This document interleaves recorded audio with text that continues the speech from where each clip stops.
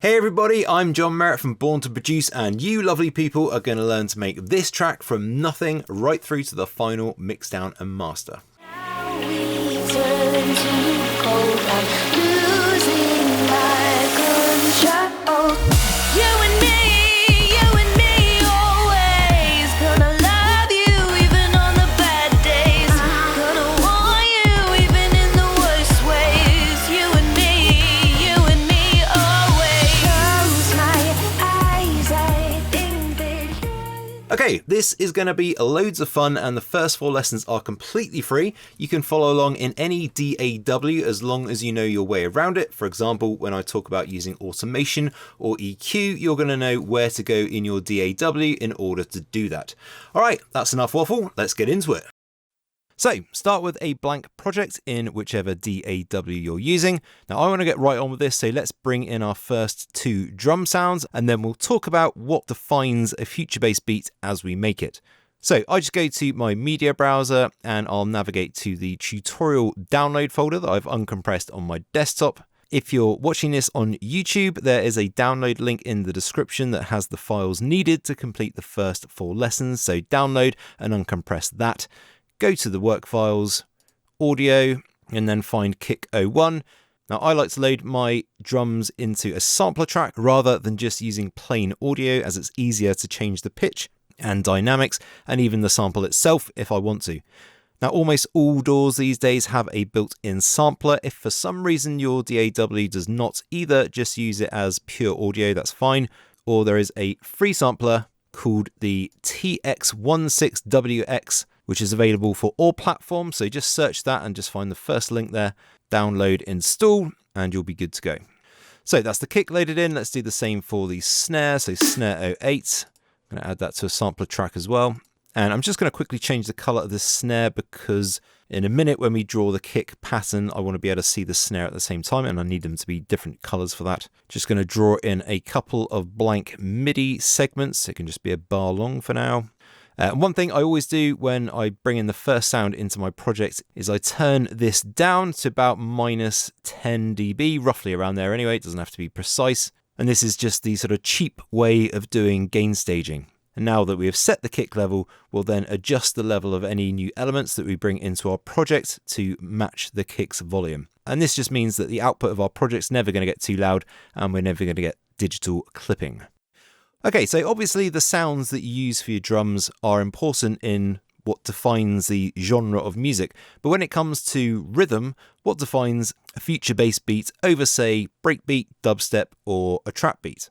Well, that's actually not so easy to define. There are really only 2 things you can be certain of, and that is you will always have a kick on the downbeat, so the first beat at the start, and then sort of 95% of the time you're going to have a snare on the 2nd and 4th beat. Now, in this case, we're actually going to run this project at double time, so the snare for us is going to fall in the middle of the bar, which kind of technically is the 3rd beat, but the position relative to the kick is basically consider it the 2nd and 4th beats. And then apart from that, it's really just down to experimentation. Now, I would say future bass is a little more complex, or the beat is a little more complex than breakbeat, but then trap and future bass rhythms to some extent are quite interchangeable. It's more to do with the timbre or texture of the drum hits as mentioned. Now, one thing I want to do is change the BPM. So 120 is a little bit slow. We're going to go for 134. Sort of typical future bass is anywhere between 130 and 160. Just turn that snare down a little bit more. That's fine. And I'm going to have an 8-bar kick pattern. So I'm just going to drag that out for 8 bars, and then the snare can just be duplicated. So we're going to start drawing in the kick pattern we want in just a second, but I want to give you a couple of quick cheats you can use to get great drum rhythms that sound original even if you have no experience making beats.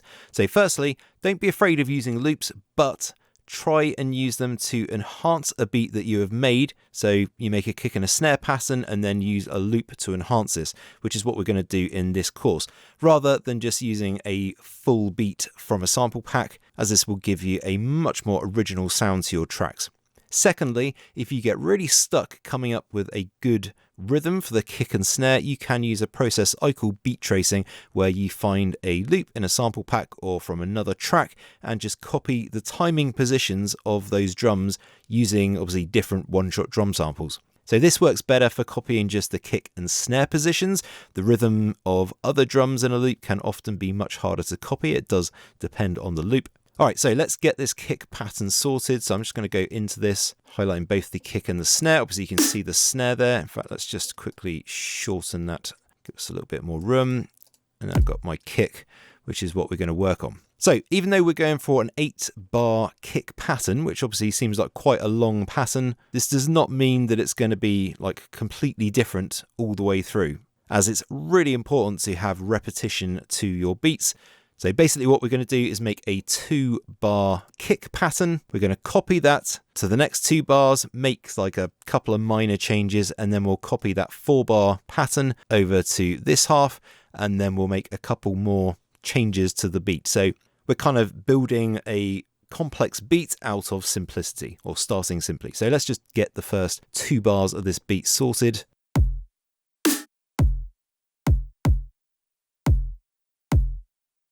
So I'm thinking something like this.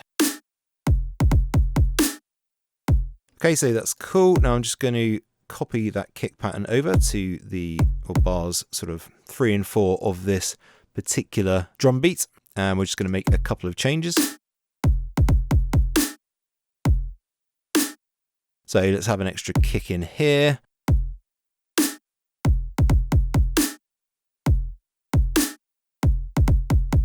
And let's add something here as well, just to make that second repetition a bit different.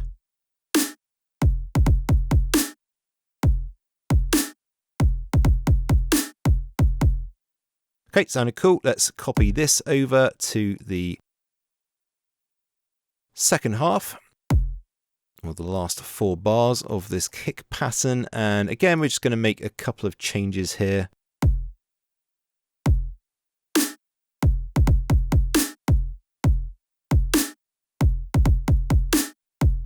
Let's add another one in there. Okay, I think that's pretty good. Let's have a listen from the beginning. So again, it's pretty simple to do this. All we are really doing is just making a short 2-bar pattern, repeating that, making changes, repeating that over 4 bars, making more changes.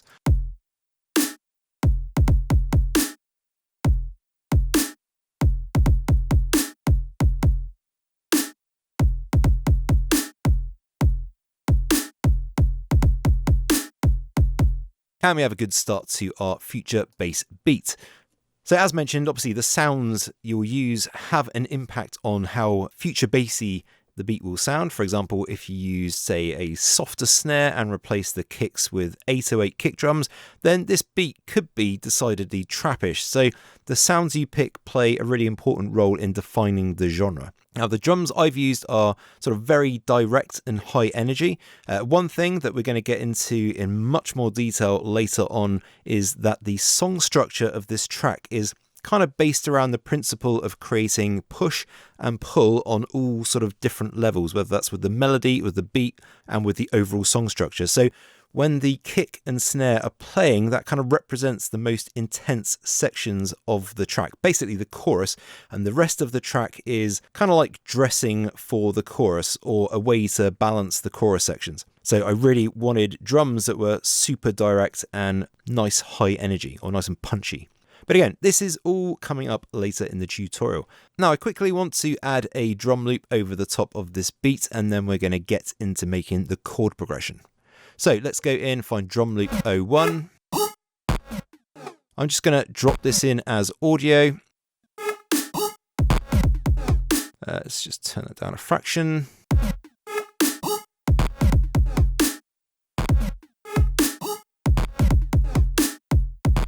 So this loop was created at 134 BPM, so as long as you've got your track to that, it should fit. And I'm just going to duplicate this over, so it's over the full 8 bars. Now, at the moment, it doesn't really sound exactly like it fits extremely well. So later in the tutorial, you're going to learn how to get this loop and any other loop that you might want to use to fit perfectly to any beat. But all of that goodness is coming up. So that's it for this lesson. In the next lesson, I'm going to give a crash course in the music theory needed to make a future bass chord progression. So if you already have a good understanding of music theory, you can actually skip on to lesson 3, where we will dissect the melody of this track and look at how it was built up in layers of complexity. Thanks very much for watching, guys and girls. I'll see you in the next one.